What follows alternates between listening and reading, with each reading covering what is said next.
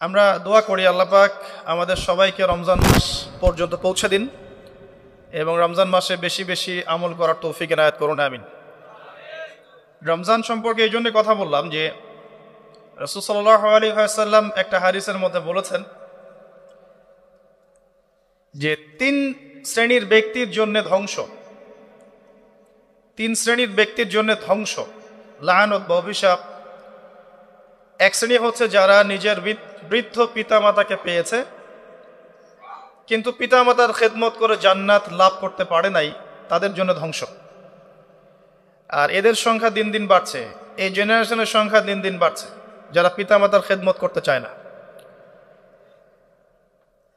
দ্বিতীয়ত হচ্ছে সেই শ্রেণীর মানুষ যারা রমজান মাসকে পেয়েছে, রমজান মাসকে পেয়েও তারা নিজেদের গুনাহ মাফ করাতে পারল না, তাদের জন্য ধ্বংস। তৃতীয় শ্রেণী হচ্ছে তারা যাদের সামনে রাসূলুল্লাহ সাল্লাল্লাহু আলাইহি ওয়াসাল্লামের নাম উচ্চারিত হয়েছে কিন্তু রাসূলের নাম শুনে তারা দরুদ পাঠ করেন নাই।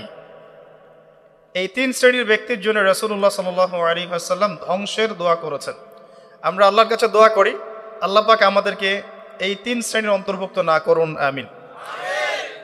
এবং আসন্ন রমজানে আমরা যেন রমজানকে কাজে লাগিয়ে আমাদের গুনাহগুলোকে মাফ করাতে পারি, আল্লাহ পাক সেই তৌফিক এনায়েত করুন, আমিন। আমাদের যারা পিতামাতা বেঁচে আছে যাদের, তারা যেন পিতামাতাকে বোঝা মনে না করি, বরং জান্নাতে যাওয়ার মাধ্যম মনে করে তাদের সেবা যত্ন করার মানসিকতা তৈরি করি, আল্লাহ পাক তৌফিক এনায়েত করুন, আমিন। এবং রাসূলুল্লাহ সাল্লাল্লাহু আলাইহি ওয়াসাল্লামের নাম শুনলেই কমপক্ষে সাল্লাল্লাহু আলাইহি ওয়াসাল্লাম এই কথাটা বলার অভ্যাস গড়ে তুলি, আল্লাহ কবুল করুন, আমিন। রমজানকে কাজে লাগানোর জন্যে আগে থেকেই প্রস্তুতির প্রয়োজন আছে। যে ব্যক্তি নামাজ পড়ে না 5 ওয়াক্ত, রমজানের প্রথম দিনেই সে 5 ওয়াক্ত নামাজে হয়ে যাবে, এটা কিন্তু ডিফিকাল্ট। এই জন্য এখন থেকেই নামাজের চর্চা করতে হবে। রমজানে কয়েকটা কাজ খুব বেশি বেশি গুরুত্ব দিয়ে করবেন। 1 নাম্বার, জামাতের সাথে 5 ওয়াক্ত সালাত পারা যাবে ইনশাআল্লাহ। 2 নাম্বার, নিজের মালের যাকাত দিয়ে দিবেন। এটা কি ব্যবসায়িক সমিতির উদ্যোগে প্রোগ্রাম? নিজেদের মালের যাকাত হিসাব করে মুফতি সাহেবদের কাছে যাবেন, কওমি উলামায়ে কেরামের কাছে যেতে পারেন, গিয়ে যাকাতের আপনার নিসাব হিসাব করে নেবেন যে আপনার কতটুকু যাকাত এসেছে। এবং এটা দেওয়ার সবচেয়ে উত্তম সময় হচ্ছে রমাদান মাস। যাকাতগুলো দিয়ে দিবেন, আল্লাহ পাক তৌফিক দান করুন। সাদাকাতুল ফিতর দিবেন রমজান মাসে। তারাবির সালাত অবশ্যই অ্যাটেন্ড করবেন, তারাবির সালাত মিস করবেন না। পরিবারের ব্যক্তিদেরকে একসাথে নিয়ে ইফতার করবেন, আলাদা আলাদা করে করবেন না। বেশি থেকে বেশি মানুষকে ইফতার করাবেন, সামাজিকভাবে, রাষ্ট্রীয়ভাবে, সংগঠনের উদ্যোগে বা ব্যক্তিগত পর্যায়ে বেশি থেকে বেশি মানুষকে ইফতার করাবেন। এবং কোরআনুল কারীমকে বেশি সময় দিবেন। প্রতিদিন অন্ততপক্ষে 1 পারা করে তেলাওয়াত করবেন। যারা হাফেজ কোরআন তারা পুরো কোরআন হিফজ আবার চর্চা করবেন। যারা আরও বড় লেভেলে আছেন কোরআন গবেষণা করবেন। 5 ওয়াক্ত নামাজের পরে একটা করে হাদিস পড়ার চেষ্টা করবেন মসজিদের মধ্যে। আসর থেকে মাগরিব এই সময়টুকুর মধ্যে আসরের নামাজের পরে মসজিদ ভিত্তিকভাবে দার্সের ব্যবস্থা করবেন, তালিমের ব্যবস্থা করবেন। 30 দিন 30টা আলাদা আলাদা টপিকে কথা হবে, জনগণ জানতে পারবে। পারা যাবে? ব্যবসায় এই মাসে খুব বেশি লাভের চেষ্টা করবেন না, পরকালীন লাভের চেষ্টা করবেন। সিন্ডিকেট করে দ্রব্যমূল্যের দাম বাড়িয়ে দিবেন না। চেষ্টা করবেন মানুষকে আরও সহজ করে দেওয়ার জন্যে। যারা খাবারের ব্যবসা করেন রমজান মাসে বেশি বেশি মানুষকে খাবার খাওয়াবেন, আল্লাহ বরকত দিবে ইনশাআল্লাহ। কাপড়ের ব্যবসা করেন, বেশি থেকে বেশি মানুষকে কাপড় দান করবেন রমজান মাসে। রমজানে মুসলিমদের নিত্য প্রয়োজনীয় যে দ্রব্যগুলো আছে এগুলো যারা বিক্রি করেন তাদের প্রতি অনুরোধ থাকবে যে কৃত্রিম সংকট সৃষ্টি করে দাম বাড়াবেন না, বরং মানুষের জন্য সহজ করে দিবেন। আল্লাহ আপনার রিজিকে বরকত দেবে ইনশাআল্লাহ। বিশ্বের প্রায় প্রতিটা মুসলিম কান্ট্রিতেই রমজান মাসে দ্রব্যমূল্যের দাম নিয়ন্ত্রণে থাকে, কমে যায়, ইল্লাল বাংলাদেশ ছাড়া। কিন্তু আমরাই 90% মুসলিমের দেশ, এই মাস লাভের মাস, পরকালীন লাভের মাস, দুনিয়ার লাভের মাস নয়। বরং রমজান আসার আগেই পুরো মাসের বাজার এবং ঈদের শপিং করে ফেলে দিবেন। রমজান মাসে বেশি বেশি মার্কেটে যাবেন না, এবং স্ত্রী সন্তানদেরকেও বেশি বেশি মার্কেটে যেতে দিবেন না।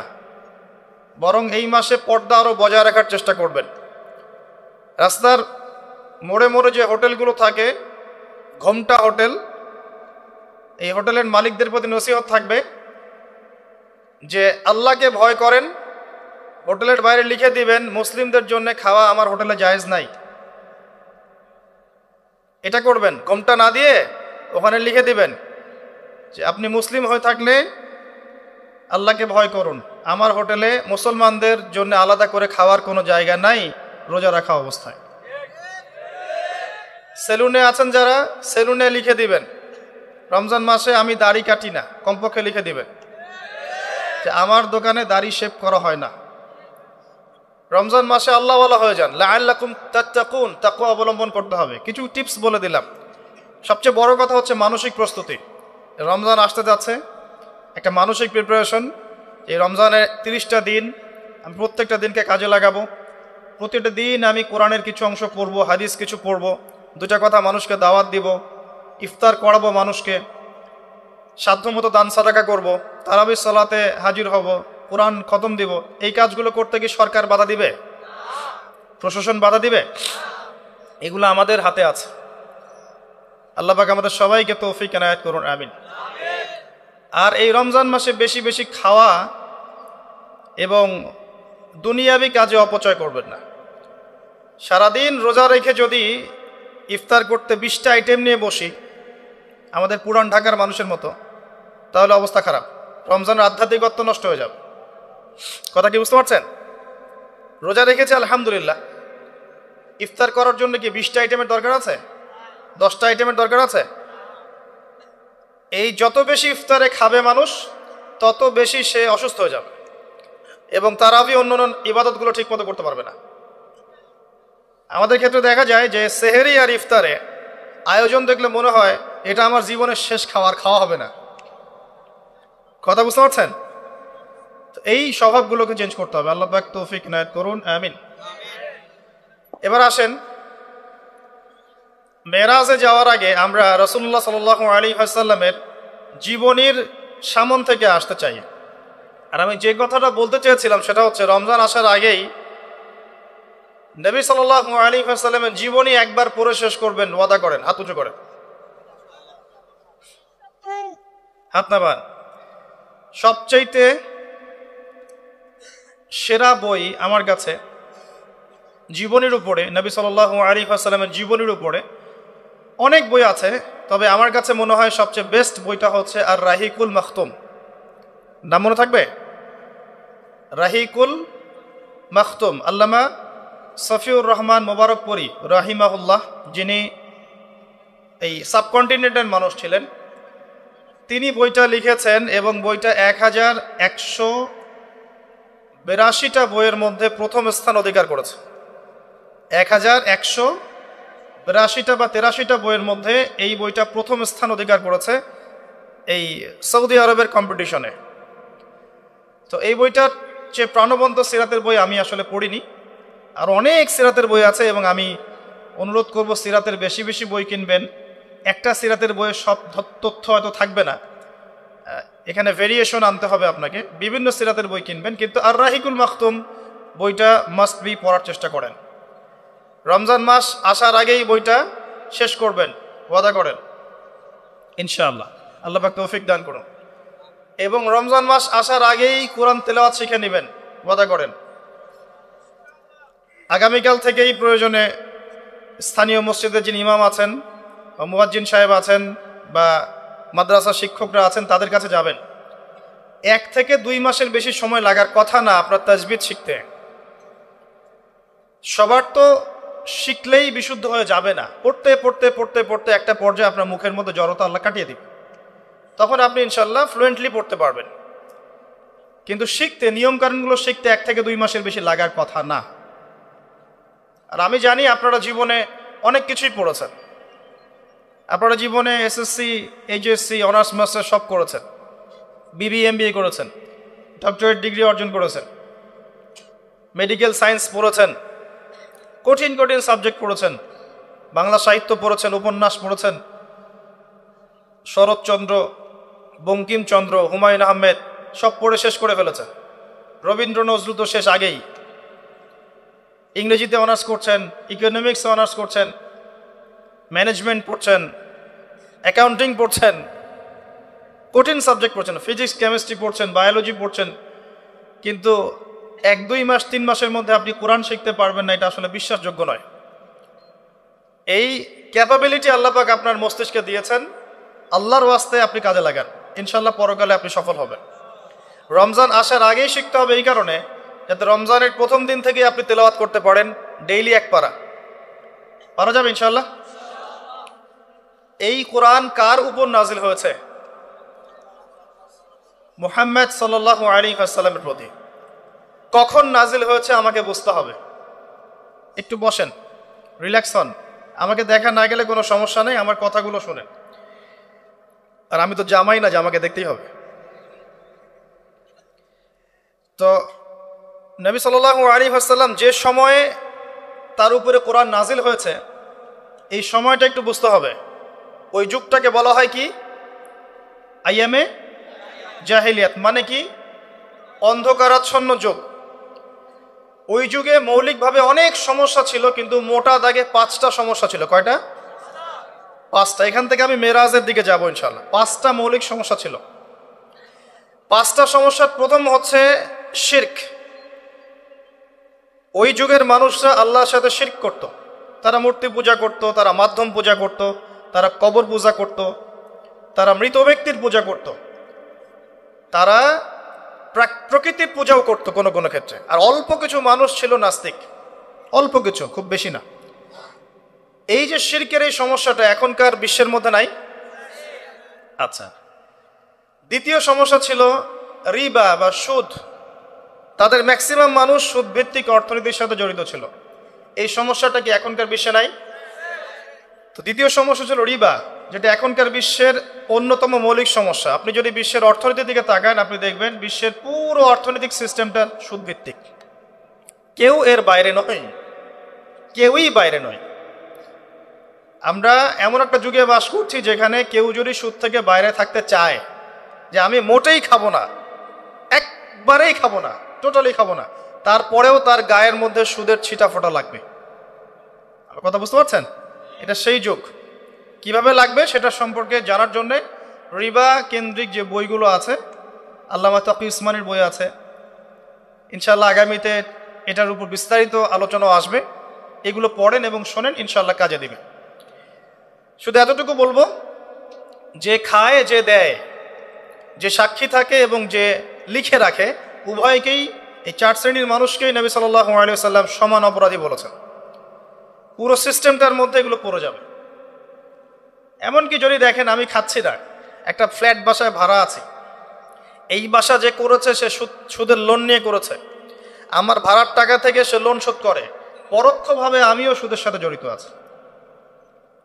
এটা সেই যুগ যেখানে আপনি বেঁচে থাকতে চাইলে পারবেন হয়তোবা, যদি আপনার তাকওয়া অনেক উঁচু লেভেলের হয়, কিন্তু ধুলি কণা আপনার গায়ে লাগবেই, আপনি বাঁচতে পারবেন না। তৃতীয় সমস্যা ছিল মাদক। আইয়ামে জাহিলিয়াতের তৃতীয় সমস্যা ছিল মাদক। এখনকার বিশ্বের দিকে আপনি তাকান, আপনি দেখবেন ম্যাক্সিমাম যুব সমাজ এই সমস্যায় নিপতিত আছে না? সেম সমস্যা। চতুর্থ সমস্যা ছিল নারীর অবমাননা। এটা সম্পর্কে বলার আমার কোনো প্রয়োজন নাই, যথেষ্ট বলেছি এই পর্যন্ত আমি।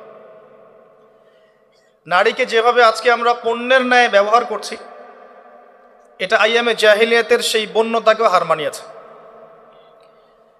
5 নম্বর সমস্যা ছিল গোত্রীয় দ্বন্দ্ব, গোত্রীয় রক্তক্ষয়ী সংঘাত। এই 5টা ছিল মৌলিক সমস্যা। এখন আপনি আপনার সমাজ এবং বিশ্বের দিকে তাকিয়ে দেখেন এই 5টা সমস্যা আছে কি নাই? আছে। এরকম একটা যুগে জন্ম নিয়েছেন প্রিয় নবী মুহাম্মদুর রাসূলুল্লাহ সাল্লাল্লাহু আলাইহি ওয়াসাল্লাম। এরকম সমাজে থেকেও তিনি কখনো পাপের ধার কাছেও যান নাই। বলেন সুবহানাল্লাহ। এরকম একটা সমাজে থেকেও যখন তিনি নবী হননি, তখনও পাপের ধার কাছেও তিনি যান নাই। তিনি কখনো শিরক করেননি, কখনো মূর্তি পূজা করেননি, কখনো রিবা খাননি, আর বাকি বিষয়গুলো ধার কাছেও যাননি। বরং তিনি হিলফুল ফুজর তৈরি করেছিলেন যাতে করে সমাজের এই অসঙ্গতিগুলো দূর করা যায়। এটা তো আপনারা জানেন। এরপর তিনি নবী হলেন 40 বছর বয়সে। প্রথম কোন আয়াত নাজিল হয়েছিল? সূরা আলাকের প্রথম 5 আয়াত আল্লাহ পাক প্রথমে পড়তে বলেছেন, ইকরা বিসমি রাব্বিকাল্লাযী খালাক খালাকাল ইনসানা মিন আলাক ইকরা ওয়া রাব্বুকাল আকরাম আল্লাযী আল্লামা বিল কলম আল্লামাল ইনসান মা লাম ইয়ালাম।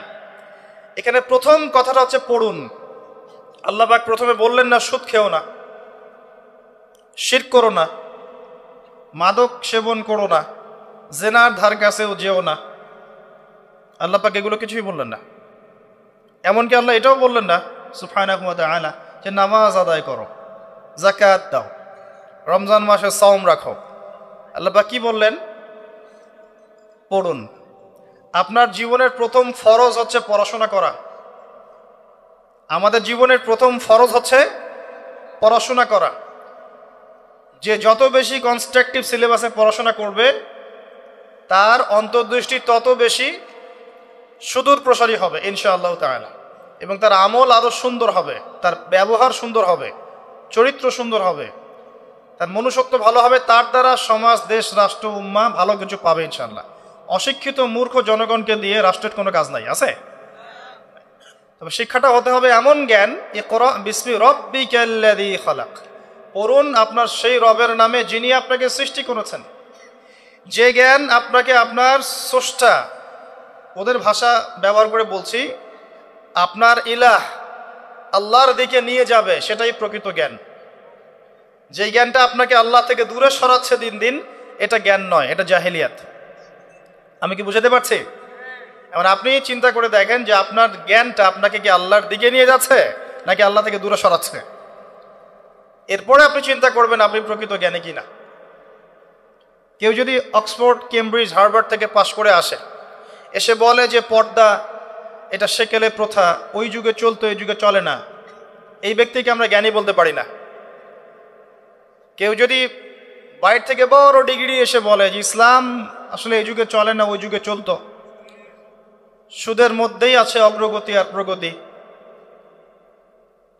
ফ্রি মিক্সিং ভালো জিনিস, ছেলে মেয়ে একসাথে পথ চলবে, খারাপ কিছু না, মাদকদ্রব্য খাওয়াই যায়, মানুষ মাদকদ্রব্য খেলে ভালো কাজ করার উৎসাহ পাবে, এরকম কথাবার্তা যদি কেউ বলে, বা আল্লাহর হালালগুলোকে হারাম করে দেয়, হারামগুলোকে হালাল করে নেয়, এই ব্যক্তি বা এই সম্প্রদায়কে আমরা জ্ঞানী বলতে পারি না। কারণ তাদের জ্ঞান তাদেরকে আল্লাহ থেকে দূরে সরিয়ে দিয়েছে। ইকরা বিসমি রাব্বিকাল্লাযী খালাক, পড়ুন আপনার সেই রবের নামে যিনি আপনাকে সৃষ্টি করেছেন। খালাকাল ইনসানা মিন আলাক, যিনি মানুষকে সৃষ্টি করেছেন জমাট বাঁধা রক্তপিণ্ড থেকে। ইকরা ওয়া রাব্বুকাল আকরাম, পড়ুন আপনার রব মহামান্বিত। আল্লাযী আল্লামা বিল কলম, যিনি আপনাকে কলম দ্বারা জ্ঞান শিক্ষা দিয়েছেন। মানুষ জ্ঞান অর্জন করতে পারেনি, প্রথমে আল্লাহ মানুষকে জ্ঞান শিখিয়েছেন। এটাকে বিশ্বাস করেন? ওয়াল্লামা আদামাল আসমাআ কুল্লাহা, আমি আদমকে সমস্ত নাম শিক্ষা দিয়েছি। কে শিক্ষা দিয়েছেন? আদম আলাইহিস সালামের কি জ্ঞান ছিল? আমাদের জ্ঞান ছিল? আল্লাহ শিখিয়েছেন। আল্লামাল ইনসান মা লাম ইয়ালাম, মানুষকে সেই জ্ঞান শিক্ষা দিয়েছেন যা মানুষ জানতো না। এই আয়াত নিয়ে নবী সাল্লাল্লাহু আলাইহি ওয়াসাল্লামের নবুয়তের জিন্দেগি শুরু হলো। কত বছর জিন্দেগি ছিল নবুয়তের জিন্দেগি? বলতে পারবেন? 23 বছর। 23 বছর। আমরা কিন্তু লেকচারের শেষে একটা কুইজ কন্টেস্ট করব ইনশাআল্লাহ। 5টা থেকে 10টা প্রশ্ন করব ইনশাআল্লাহ। 10 জনকে আমরা পুরস্কৃত করব ইনশাআল্লাহ তাআলা। মনোযোগের সাথে লেকচার শুনবেন। এরপর নবী সাল্লাল্লাহু আলাইহি ওয়াসাল্লামের নবুয়তের জিন্দেগি শুরু হলো। 23 বছর। কত বছর? তার মধ্যে প্রথম 13 বছর হচ্ছে মক্কায়, আর পরের 10 বছর কোথায়? মদিনায়। খুব সংক্ষিপ্ত আকারে বলছি, প্রথম 3 বছর নবী সাল্লাল্লাহু আলাইহি ওয়াসাল্লাম গোপনে দাওয়াত দিয়েছেন। কিভাবে? একদম গোপনে গোপনে, প্রথমে বাড়ির লোকজনকে, তারপর নিকট আত্মীয় যারা তাদেরকে, তারপর যাদের সাথে সম্পর্ক ভালো ক্লোজ তাদেরকে, এরপর আস্তে আস্তে আমভাবে। এটাই দাওয়াতি কাজের সুন্নাহ। এরপর চতুর্থ থেকে দশম এই সময়টুকুতে তিনি প্রকাশ্যে দাওয়াত শুরু করেছিলেন, তার সম্প্রদায়কে দাওয়াত দিলেন। যারা তার কথা বিশ্বাস করলো না, বেশিরভাগ মানুষই কুফরি করলো, বরং তারা ইসলাম যারা কবুল করেছে এদের উপরে নির্যাতন শুরু করলো। নির্যাতনের মাত্রা দিন দিন বাড়তে থাকলো। যখন হামজাহ এবং ওমর রাদিয়াল্লাহু আনহুমা তাদের মতো কিছু সাহাবী ইসলাম কবুল করলেন, ইসলাম তখন শক্তিশালী হওয়া শুরু করলো। তারপরেও নির্যাতনের মাত্রা বাড়তে থাকলো। এক পর্যায়ে সাহাবীরা হিজরত করলেন আবিসিনিয়ায়। কোথায়? আবিসিনিয়ায়। প্রথম হিজরত মদিনায় হয়নি, প্রথম হিজরত আবিসিনিয়ায়। এটা হচ্ছে ইথিওপিয়ার পাশে, এখনকার মানচিত্রে ইরিত্রিয়া নামে একটা জায়গা আছে, দেখেছেন কখনো? বিশ্বের ম্যাপ দেখেছেন কখনো? বিসিএস কোচিং যারা করছেন তাদের তো জানার কথা। ইরিত্রিয়া ছিল সেই জায়গা যেখানে হিজরত করেছিলেন সাহাবীরা। সেখানে একজন বাদশাহ ছিলেন, তার নাম বাদশাহ নাজাশী। তিনি একজন খ্রিস্টান ছিলেন, কিন্তু ভালো খ্রিস্টান ছিলেন, সৎ। তিনি মুসলিমদেরকে আশ্রয় দিয়েছিলেন এবং তার রাজ্যে মুসলিমরা নিরাপদে ছিল, বসবাস করেছে দীর্ঘদিন। পরবর্তীতে এই বাদশাহ নাজাশী ইসলাম কবুল করে মুসলিম হন। মারা গেলে নবী সাল্লাল্লাহু আলাইহি ওয়াসাল্লাম তার গায়েবানা জানাজার নামাজও পড়েছেন। এরপরে কুরাইশদের অত্যাচার পর্যায়ে নবী সাল্লাল্লাহু আলাইহি ওয়াসাল্লাম তায়েফে হিজরত করেন, চেষ্টা করেন তায়েফবাসীকে বোঝানোর জন্যে। তায়েফের লোকজন সাড়া দেয়নি, উল্টা নবী সাল্লাল্লাহু আলাইহি ওয়াসাল্লামকে রক্তাক্ত করেছিল। তিনি ফিরে আসেন মক্কায়। আবারও মক্কায় ফিরে আসার পরে অল্প দিনের ব্যবধানে, বেশি দিন না, মাত্র অল্প দিন, 3 দিন 7 দিন, কেউ বলেছে 3 মাস, এইটুকু ব্যবধানে প্রথমে চাচা আবু তালেব, তারপরে স্ত্রী খাদিজা রাদিয়াল্লাহু আনহা, তারা ইন্তেকাল করেন। এবং নবী সাল্লাল্লাহু আলাইহি ওয়াসাল্লামের এই শেষ আশ্রয়স্থল আবু তালেব, সেটাও শেষ হয়ে যায়। তার স্ত্রী খাদিজা রাদিয়াল্লাহু আনহা আল্লাহর কাছে চলে যান। এই সময়টাতে নবী সাল্লাল্লাহু আলাইহি ওয়াসাল্লাম প্রচণ্ড মানসিক কষ্টে ছিলেন। আল্লাহ পাক এইরকম একটা সময়ে মেরাজের ঘটনা ঘটিয়েছেন, বলেন সুবহানাল্লাহ। আল্লাহ রাব্বুল আলামিন তাকে পুরো মানসিক সমস্ত কষ্ট থেকে ফারেক করে আল্লাহ পাকের সমস্ত কুদরত দেখিয়েছেন মহাবিশ্বে নিয়ে গিয়ে। যদিও বা তার আগের 3 বছর সাহাবীদেরকে বয়কট করা হয়েছিল। 3 বছর গাছের ছাল পাতা খেয়ে সাহাবীরা থেকেছেন শিয়ারে আবু তালেব নামক জায়গায়। এরপর বয়কট তুলে নেওয়া হয়। তারপর এই আমুল হুজন আসে। এর পরের বছর ইয়াসরিব বা মদিনা থেকে 6 জন যুবক এসে ইসলাম কবুল করে, বলেন সুবহানাল্লাহ। তাদের নেতা ছিলেন আসাদ বিন জুরারাহ রাদিয়াল্লাহু আনহু। তিনি ফিরে যান মদিনায়। পরের বছর আবার 6 জনকে নিয়ে আসেন, টোটাল 12 জন। এই 12 জন মুসলিম হয়ে আবার মদিনায় ফিরে যান। এই 12 জনের সাথে আল্লাহর নবী সাল্লাল্লাহু আলাইহি ওয়াসাল্লাম একজন সাহাবীকে পাঠিয়ে দেন দায়ী হিসেবে। তার নাম মুসআব বিন উমাইর রাদিয়াল্লাহু আনহু। মুসআব বিন উমাইর রাদিয়াল্লাহু আনহু। প্রশ্ন কিন্তু আসবে, ভালো করে মনে রাখতে থাকেন। এরপরে মুসআব বিন উমাইর রাদিয়াল্লাহু আনহু এই 12 জন সাহাবীর সাথে যান মদিনায়। মদিনার আগের নাম ছিল ইয়াসরিব। কি নাম? ইয়াসরিব। এর পরের বছর মোট 75 জন, 73 জন পুরুষ আর 2 জন নারী, আওস এবং খাজরাজ গোত্রের, তারা আসেন। এসে নবী সাল্লাল্লাহু আলাইহি ওয়াসাল্লামের হাতে হাত রেখে বায়াত করেন। মহিলারা হাতে হাত রাখে নাই, পুরুষেরা হাতে হাত রেখেছিল। আমাদের নবীজি মহিলাদের হাতে কখনো হাত রেখে বায়াত করার নাই। এখন অনেক ভণ্ড পীর দেখা যায় মহিলাদের হাতে হাত রেখে বায়াত করাচ্ছে। মহিলারা হাত ধরে বায়াত করাতে হয়? মহিলারা মৌখিক বায়াত করবে। তো 75 জন সাহাবী এসে ইসলাম কবুল করে আবার চলে যান মদিনায়। এই যে 75 জন ইসলাম কবুল করলেন, মদিনার বিশাল একটা জনগোষ্ঠী, কিন্তু 75 জন কম নয়, কারণ ওইখানে জনসংখ্যা এত বেশি ছিল না। তারপরের বছর নবী সাল্লাল্লাহু আলাইহি ওয়াসাল্লাম নিজে এবং সাহাবীরা সবাই গিয়ে হিজরত করেন মদিনায়। কথা বুঝতে পারছেন? এই যে নতুন একটা রাষ্ট্রের জন্ম হলো, মক্কা থেকে সবাই এখন মদিনায়, মক্কায় ঘরবাড়ি ছেড়ে দিয়ে নিঃস্ব হাতে, খালি হাতে, আল্লাহর উপর তাওয়াক্কুল করে। ওখানে আনসারী সাহাবীরা তাদেরকে বরণ করে নিলেন, এমনভাবে বরণ করলেন যে কারো যদি 2টা জমি থাকে একটা জমি দিয়ে দিয়েছে, কারো 2টা বাড়ি থাকলে একটা বাড়ি দিয়ে দিয়েছে। এমনভাবে বরণ করে নেন। নতুন রাষ্ট্র হলো, নবী সাল্লাল্লাহু আলাইহি ওয়াসাল্লাম সেখানে মদিনা সনদ করলেন, ওখানকার ইহুদিদের সাথে চুক্তি হলো, ওখানকার জনগণের সাথে চুক্তি হলো এবং আমরা শান্তিপূর্ণ একটা রাষ্ট্র পেলাম। এরপর নবী সাল্লাল্লাহু আলাইহি ওয়াসাল্লাম সেখানে অর্থনীতি সমৃদ্ধ করতে লাগলেন, সামরিক বাহিনী সমৃদ্ধ করতে লাগলেন, অস্ত্রশস্ত্র সব কিছু হতে লাগলো, একটা রাষ্ট্রের যা যা প্রয়োজন সব কিছু সেখানে হতে লাগলো। এক পর্যায়ে আবু সুফিয়ানের বাণিজ্যিক কাফেলাকে আক্রমণকে কেন্দ্র করে বদরের যুদ্ধ হয়ে গেল। আর এই বদরের যুদ্ধে আমরা অল্প সংখ্যক সৈন্য নিয়ে বড় বাহিনীর বিরুদ্ধে জয়লাভ করলাম। ইসলামের ইতিহাসে প্রথম সশস্ত্র যুদ্ধ। কথা বুঝতে পারছেন? এর পরের বছর হলো উহুদ, যে যুদ্ধে আমরা প্রায় জিতে গিয়েছিলাম। আমাদের একটা ভুলের কারণে সাময়িক বিপর্যয়ের সম্মুখীন হলাম। আমরা উহুদের সাময়িক বিপর্যয়ের সম্মুখীন হলাম। 70 জন সাহাবী শহীদ হয়ে গেল। আমাদের নবীজি স্বয়ং নিজেও সেই যুদ্ধে মার খেয়েছেন একটা ভুলের কারণে। সেখান থেকে নামবে না, সাহাবীরা কয়েকজন নেমে এসেছিলেন। ব্যাস, পুরো দেখবেন, সব বলে দেব না। এর পরের বছর খন্দকের যুদ্ধে 3-4 মাস অবরোধ করে রাখা হয় মদিনাকে। শেষমেশ তারা কিছুই লাভ করতে পারলো না, ফিরে চলে গেল। এরপর থেকে মুসলিমরা আক্রমণাত্মক যুদ্ধ শুরু করলো। একে একে বিভিন্ন গাজওয়া এবং সারিয়া হতে লাগলো। মুসলিমরা সমৃদ্ধ হতে লাগলো, সম্পদ বাড়তে লাগলো, জনবল বাড়তে লাগলো, অর্থনীতি সমৃদ্ধ হতে লাগলো, অস্ত্রশস্ত্র বাড়তে লাগলো।